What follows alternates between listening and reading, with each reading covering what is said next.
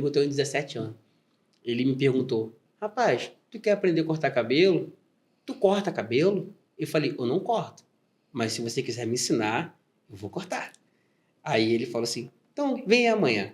Aí eu fui no dia seguinte, falei assim, mãe, consegui um emprego. Era de quê? Eu falei, de barbeiro. Jonathan, eu falei, não sei. Eu vou lá, vou tentar. Aí eu cheguei lá na barbearia, ele começou a me ensinar a cortar cabelo. Começou a me ensinar a cortar cabelo com 3 meses. Com 3 meses. Eu tinha uma renda semanal de R$ 1.000 na barbearia. Com 3 meses. Eu aprendi a cortar cabelo em 3 meses. Me esforcei muito. Isso quando? Há 17 anos Há atrás? 17 anos atrás. Você tinha 17 quantos anos nessa época, você lembra? Eu tinha cerca de uns 18. Garoto. 18 anos, 18. Que eu cheguei, quando eu cheguei naquele nível, eu falei assim, nossa, eu aprendi a cortar cabelo. Só que eu não tinha uma máquina apta para disfarçar. A minha máquina, eu cortava o cabelo do cliente, deixava marcado, porque eu não tinha condições, né? De comprar uma máquina até então, estava iniciando. Uma máquina com qualidade para disfarçar. Então, eu cortava a máquina em cima, o cliente era 2-0, passava 2 em cima. Aí eu passava 0 do lado, aí eu esperava o meu patrão, quando ele tinha um intervalo de fazer o pé do cliente dele, eu ia lá, pegava a máquina dele, que era para disfarçar, e eu disfarçava. Aí, quando eu disfarçava o cabelo, eu botava a máquina lá de volta, entendeu? Até eu ter condições de comprar minha própria máquina, foi assim, né? Então, foram coisas que me marcaram muito, marcam até o dia de hoje, né? E como você me perguntou, Michele, se cheguei a uma época de questionar Deus, sim, eu questionei Deus. Uma época assim na minha vida foi quando eu fui colocado para fora do quartel. Eu questionei muito Deus porque eu pensava, se a gente tem um sonho, porque eu nunca me envolvi com nada de errado na minha vida, sabe? Assim, droga, essas coisas, nunca curti, minha mãe nunca me criou para isso, né? E embora eu cresci na comunidade, no qual meus amigos faziam, eu nunca, sabe, fui inclinada para essas coisas assim. Eles faziam, mas não é porque eles faziam que eu fazia também. Né? Então eu questionei muito Deus quando eles me botaram para fora do quartel da brigada, já estava lá, estava pronto. Entendeu? Eu estava sonhando com aquilo, eu quase não dormia, porque quando você se prepara e você consegue, é uma coisa que tira o teu sono, tu fala, nossa, consegui, né? Agora vamos, quem vai ser? Aí 2 dias depois eles falam, você está fora.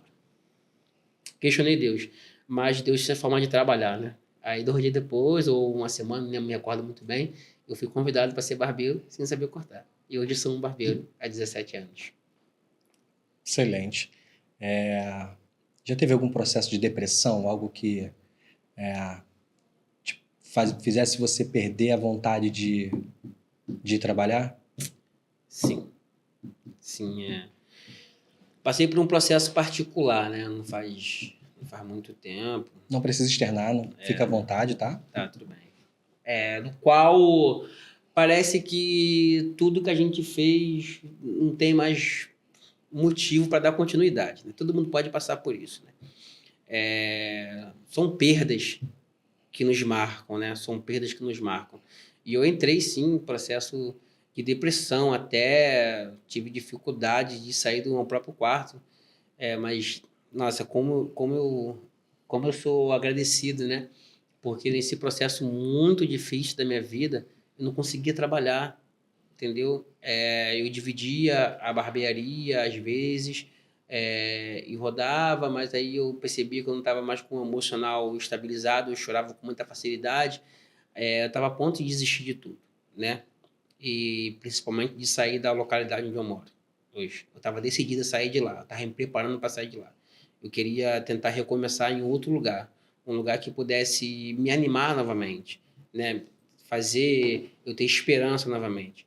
Né? E quando estava quase desistindo de tudo, Deus me levantou 3 amigos. 3 amigos. 3 amigos que eu carrego eles comigo até hoje. O Jonathan Jorge, a Ilane e a Aline.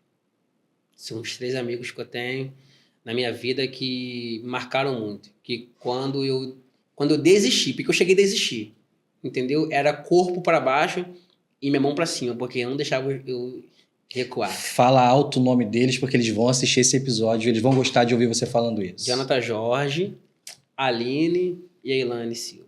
Excelente. Eles me ajudaram, eles não deixaram de existir.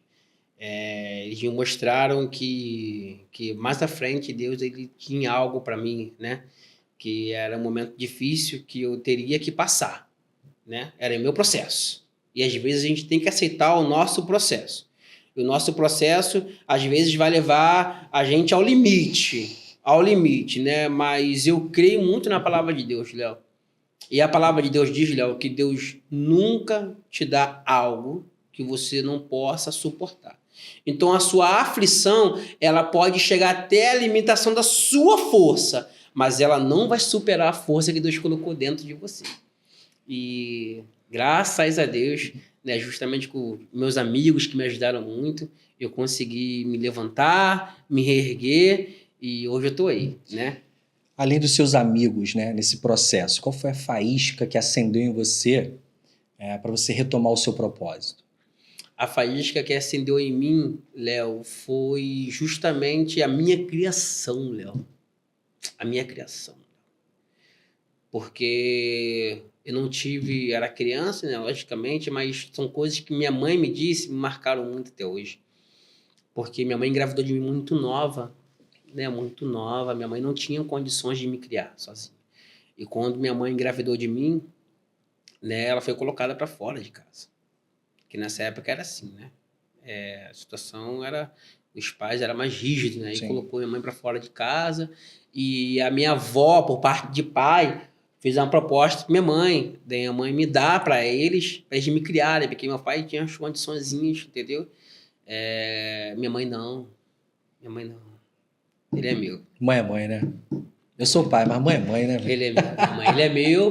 Minha mãe tinha uma amiga, né? Que morava no Beco, lá na Nova Holanda, na Maré. Nova Holanda, na Maré. Uma amiga, a Anaís, se não me falha a memória, e cedeu um espaço para minha mãe morar com ela. Léo, sabe? Minha mãe desempregada, não tinha condições de comprar leite para eu tomar mingau. Minhas fraldas eram de pano. O que me nutriu muito